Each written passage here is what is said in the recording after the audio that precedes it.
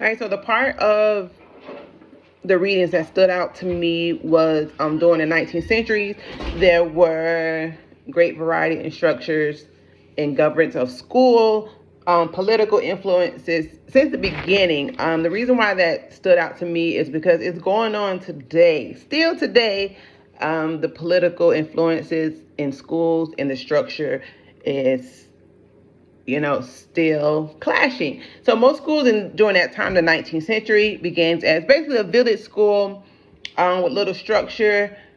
So there was a call to, okay, school needs to be more as like the military, have a chain of commands, like the local factories and railroads. Um, so some men and women wanted that type of structure in the school system. So in the beginning, another thing that stood out to me is that the superintendent didn't have much power.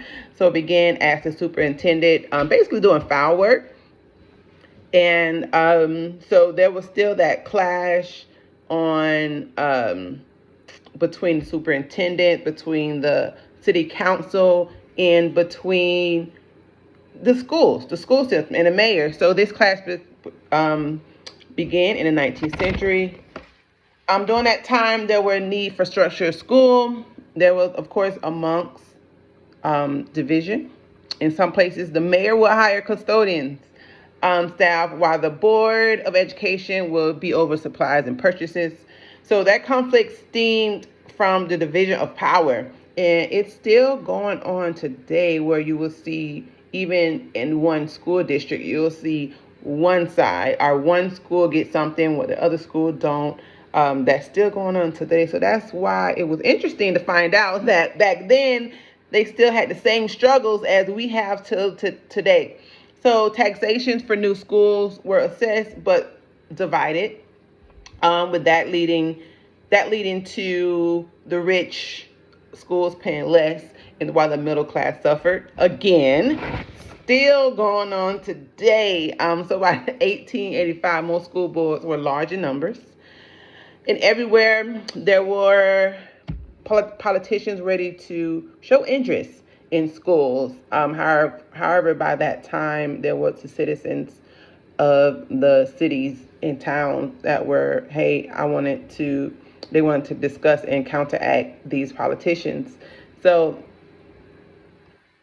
you know, I was floored because things of the past is also the now and the future, because it's still going on today, where you have the superintendent versus the city council versus the people of the town. So that data and everything still resonates with us today in school. So I wish there was something to where we all can come together for the common good of the student and not political gain.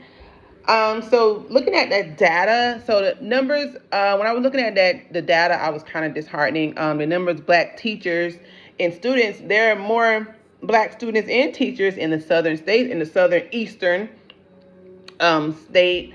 I'm looking at Georgia ratio of black teachers to black students. There isn't a match on black students towards to teachers. So the southern states has the highest population of black students. However, only 17% of black students were proficient or above in reading in the fourth grade, and 14% of eighth graders are proficient above in math. So looking at that, the author of our book, I believe he would say, there is a disproportion of course, black teachers on black students, and there's also a disproportion of, education isn't dispersed the right way amongst the United States, where we have most of the black students are in the southern states, the southern eastern states, southern states, and with only it's less than 50% in both reading and math. They're not meeting standards in reading. or in math. So I believe the author will definitely say that there is a lack of education, there's a lack of resources, there's a lack of all around um, resources that need to be in this area, especially Georgia. With Georgia and Texas being the highest of Black students. Yeah, this is the data is really baffled me because I was like, okay, so, but yeah, it's not matching up to the ratio amongst Black students in the South.